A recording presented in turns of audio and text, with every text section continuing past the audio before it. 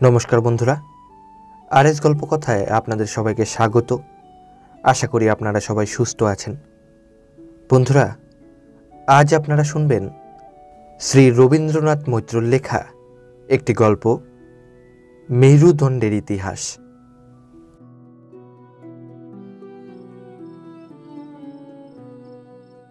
একটি অর্ধদগ্ধ বিড়ি সাহেবী ধরনে দাঁতে চেপে নকুলেশ্বর চট্টরাজ উদ্ভ্রান্তভাবে গোলদিঘিতে পদচারণা করছেন।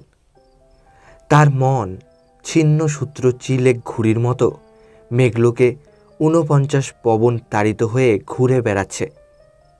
বিচিত্র দুশ্চিন্তা মগজের মধ্যে তাল ঠোকাঠুকি করছে। গৃহিণীর তাগিদ, কাবুলিওয়ালার তাগিদ ও বাড়িওয়ালির তাগিদ, সমস্ত তাগিদ একত্রে মিলে অ্যাসেম্বলির নতুন ট্যাক্সেশন বিলের মতো ভয়ঙ্কর মূর্তিতে ক্রমাগত মানুষ চক্ষে ভেসে উঠছে। পালাবার পথ নেই। বাড়িওয়ালির তাগিদে গদাইপালের গলির খোলার ঘরখানিতে দিন সাতেক হলো তালা বন্ধ করেছেন। বিছানাপত্র সেখানেই আছে। বাড়িতে যাবার উপায় নেই। তার প্রাণাধিকা কন্যা খেন্তির জননী সেখানে রয়েছেন। এক আশ্রয়স্থান ছিল ক্যালকাটা ইভিনিং লাইস পত্রিকার কম্পোজিং রুমের অন্ধকার কোণ। কাল থেকে সে মুখও আর হবার উপায় নেই। রামেশ্বর ওঝাকে কিঞ্চিত মূলধন দিয়ে ফুটবলের মরশুমে গড়ের মাঠে চানাচুরের যে কারবারটি করতেন তাও ফেল পড়েছে। অর্থাৎ গত পরশু রাত্রিকালে মূলধন ২৭ টাকা এবং সেই দিনকার চানাচুর বিক্রয়লব্ধ ২ টাকা ১২ আনা, একুনে ২৯ টাকা ১২ আনা সংগ্রহ করে তার ওয়ার্কিং পার্টনার শ্রীযুত রামেশ্বর ওঝা ছাতুবাবুর বস্তির লক্ষ্মণ চামারের গৃহলক্ষ্মী শ্রীমতী লক্ষিয়া চামারিনীকে সহযাত্রিনী করে তার জন্মভূমি আরা জেলা অভিমুখে প্রস্থান করেছেন। থানায় সংবাদ দিতে পারেননি, যেহেতু সন্ধান নিয়ে জেনেছেন যে রামেশ্বর ওঝা নামক কোনো ব্যক্তি ছাতুবাবুর বস্তিতে বাস করত না। যে লোকটা চানাচুর বিক্রি করত তার নাম ছিল রাম অবতার কাহার। বাড়ি কোন জেলায় বস্তির লোক তা জানে না। এহেন ঘটনা বিপ্লবে পড়ে দি ক্যালকাটা ইভিনিং লাইস পত্রিকার বিজ্ঞাপনের ৩০ টাকা বেতনভোগী কর্মচ্যুত কম্পোজিটর শ্রী নকুলেশ্বর চট্টরাজ গোলদিঘিতে সান্ধ্য ভ্রমণ করছিলেন। তার বন্ধু ট্রাম কন্ডাক্টর বিপিন মুন্সির কৃপায় কাল সমস্ত দিন ট্রামে ঘুরে প্রায় ১০০ খানেক ছাপাখানায় সন্ধান নিয়েছেন। No vacancy. বাংলার যাবতীয় ভদ্র সন্তান অফিস থেকে কমিউনাল পলিসির কৃপায় তারা খেয়ে ইউনিভার্সিটির ডিপ্লোমা গঙ্গা গর্ভে বিসর্জন দিয়ে ছাপাখানায় সিসার টাইপ চিনতে বসে গেছে। নকুলেশ্বরবাবুর মনে হচ্ছিল জগৎটা যেন নিরেট হয়ে গিয়েছে, কোথাও মাথা গলাবার কোনো ফাঁক নেই। ভাবতে ভাবতে শ্রান্ত ক্লান্ত উদ্ভ্রান্ত নকুলেশ্বরবাবু একটা বেঞ্চে বসে পড়লেন।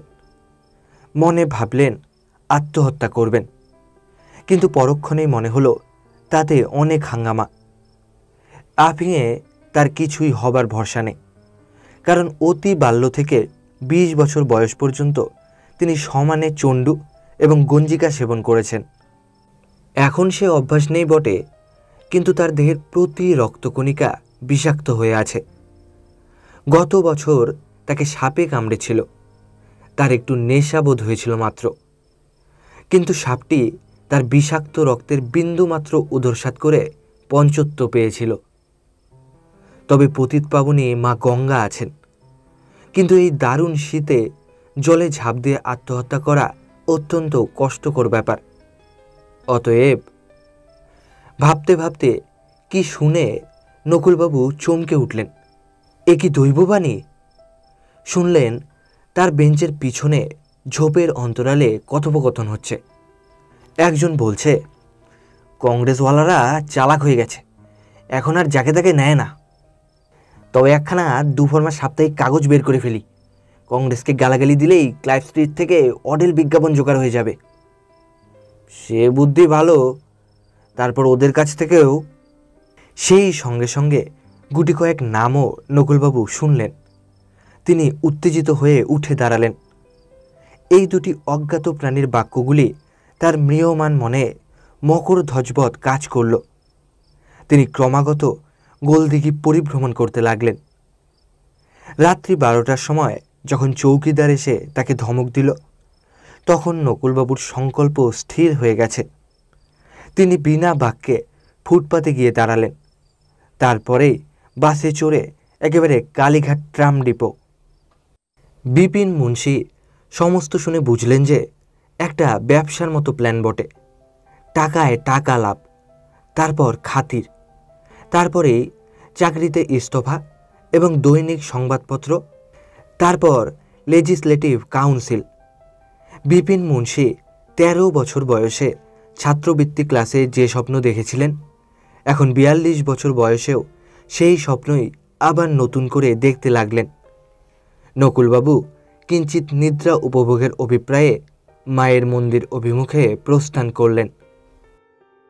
দিন 10 পর শ্রী নকুলেশ্বর চট্টরাজ কর্তৃক সম্পাদিত, মুদ্রিত ও প্রকাশিত হয়ে যে 2 ফরম্যাট জাতীয় সাপ্তাহিক পত্র বের হল, তার নাম সাপ্তাহিক মেরুদণ্ড। কিন্তু যে মতলব থেকে নকুলবাবু সংবাদপত্র বের করবার প্রেরণা লাভ করেছিলেন, প্রথম সংখ্যায় তার ইঙ্গিত মাত্রও পাওয়া গেল না। অত্যন্ত গরম সম্পাদকীয় প্রবন্ধ শোভিত হয়ে সাপ্তাহিক মেরুদণ্ড আত্মপ্রকাশ করল। সন্ধ্যাকালে ট্রামের পোশাক পরে বিপিন ছুটতে ছুটতে এসে উপস্থিত হয়ে পাংশু মুখে বলল, এটা কি হয়েছে নকুল? এই না তুমি কংগ্রেসকে গালাগাল করবে? তা না, উল্টে কী সব লিখেছ? সব শুদ্ধ মারা যাব, আমি ছাপোষা মানুষ। নকুলবাবু সম্পাদকীয় লোহার চেয়ারে বসে গম্ভীর মুখে বললেন, যার যা কাজ। তুমি খবরের কাগজের কি জানো? যাও, কালীঘাট, এসপ্লানেড, ডালহাউসি, খিদিরপুর করোগে। বিপিন অত্যন্ত সন্ত্রস্ত হয়ে বলল, সেই ভালো ভাই, আমার টাকা কটা ফেলে দাও। নকুলবাবু গম্ভীর মুখে বললেন, পাবে, মাস কাবারে। বিপিন অগত্যা ফিরে গেল, কিন্তু টাকা পাবার ভরসা করল না। মনে মনে বলল, মাস কাবার নাগাদ তুমিই কাবার হবে নকুল। সন্ধ্যার সময় নকুলবাবু ঢুলছিলেন। টেলিফোন ক্রিং ক্রিং করে বেজে উঠল। নকুলবাবু টেলিফোন ধরে বললেন, হ্যালো। তারপরেই প্রসন্ন মুখে বললেন, ইয়েস, এখনই, ইমিডিয়েটলি, গুড মর্নিং। টেলিফোন রেখে আলমারি থেকে এক গাদা মেরুদণ্ডের ক্রোড়পত্র বের করলেন এবং তারপর চাদরখানি গায়ে ফেলে সম্পাদকীয় কক্ষে তালাবন্ধ করে বের হয়ে গেলেন। ডাক এসেছিল ক্লাইভ স্ট্রিটের এক সওদাগরি অফিস থেকে। নকুলবাবু সেখানে পৌঁছেই দারোয়ানকে এক কার্ড দিলেন। গুর্খা দারোয়ান সন্দিগ্ধ দৃষ্টিতে একবার নকুলবাবুর দিকে চাইলেন, তারপর তাকে ফুটপাতে দাঁড় করিয়ে রেখে কার্ড নিয়ে চলে গেল এবং কিছুক্ষণ পর এসে সেলাম করে বলল, আইয়ে। লিফটে উঠে তেতলার এক ঘরে নকুলবাবু প্রবেশ করলেন। কয়েকজন সাহেব একখানি টেবিলকে কেন্দ্র করে বসেছিলেন। নকুলবাবু এসে গম্ভীর মুখে বললেন, গুড মর্নিং।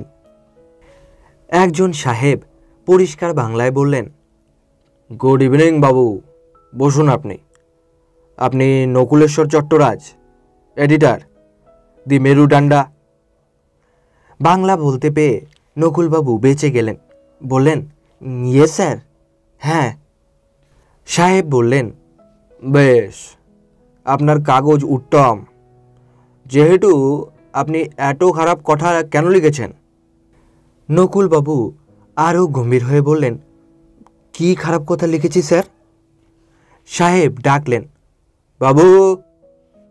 দক্ষিণ দিকের পর্দা তুলে একজন বাঙালি ভদ্রলোক প্রবেশ করলেন। সাহেব বললেন, মেরুদণ্ডার লিডার পাঠ করুন।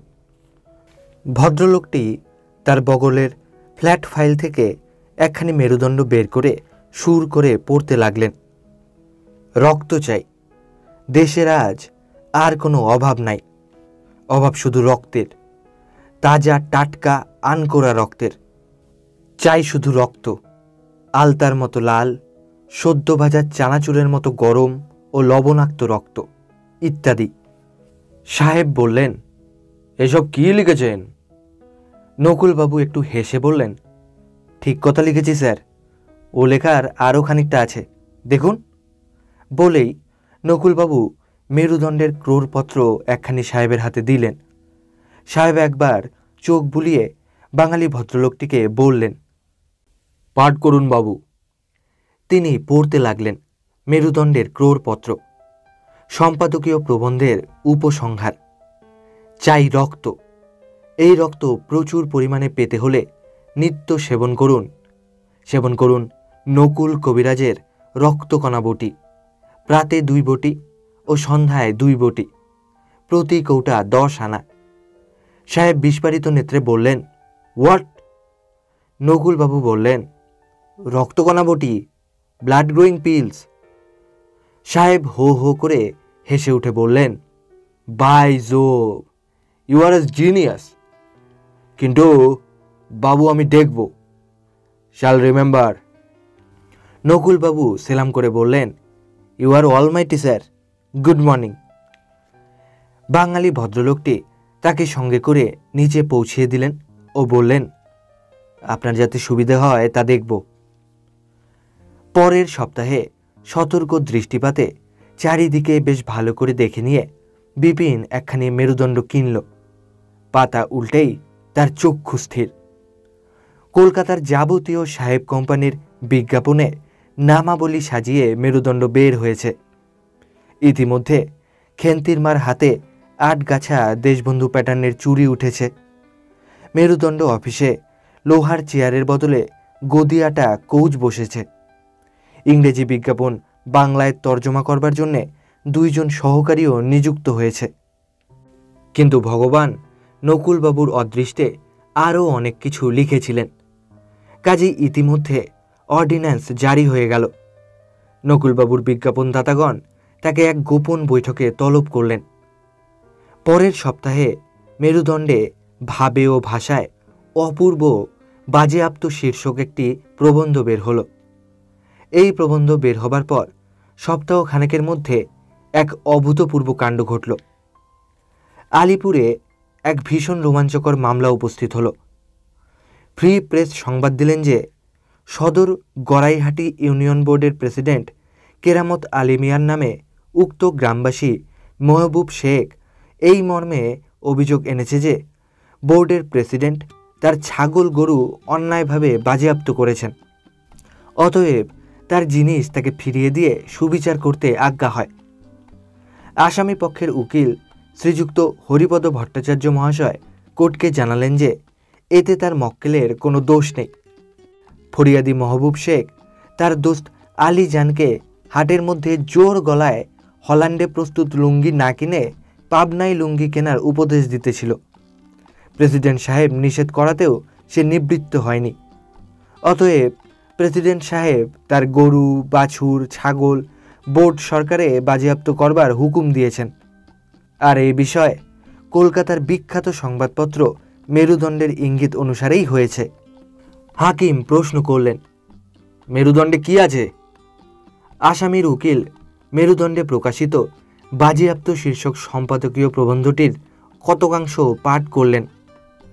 বাজেয়াপ্ত করতে হবে, যারা অবাধ্য হবে তাদের ছাগল, ভেড়া, গরু, মহিষ বাজেয়াপ্ত করতে হবে, তবেই দেশে শান্তি আসবে। হাকিম হাসলেন এবং এরর অব জাজমেন্ট বলে কেরামত আলী মিয়াকে খালাস দিলেন। মেহবুব শেখ কেরামত আলী মিয়ার প্রদত্ত 10টি টাকা খেসারত স্বরূপ কোমরে গুজে প্রস্থান করল। এই ঘটনার পর মেরুদণ্ডের প্রতিপত্তি বেড়ে গেল। নকুলবাবুর পেট্রনরা তাকে সান্ধ্যভোজে নিমন্ত্রণ করলেন এবং তার পিঠ চাপড়িয়ে জানালেন যে মেরুদণ্ড পাবলিক ওপিনিয়ন ক্রিয়েট করছে। এরপর কোথা থেকে কি হলো তা আর জানি না, তবে দিন 15-র মধ্যে মেরুদণ্ড সাপ্তাহিক থেকে দৈনিকে পরিণত হয়ে গেল। আরও 1 বছর কেটে গিয়েছে। আজকাল প্রতি সন্ধ্যায় দৈনিক মেরুদণ্ড সম্পাদক রায় বাহাদুর নকুলেশ্বর চট্টরাজের বেগুনি রঙের ডজ গাড়িখানা চৌরঙ্গি দিয়ে ছোটাছুটি করে। আর তার দিকে চেয়ে দীর্ঘ নিঃশ্বাস ফেলে বিপিন মুন্সি হাঁকতে থাকে। এসপ্ল্যানেড, কালীঘাট।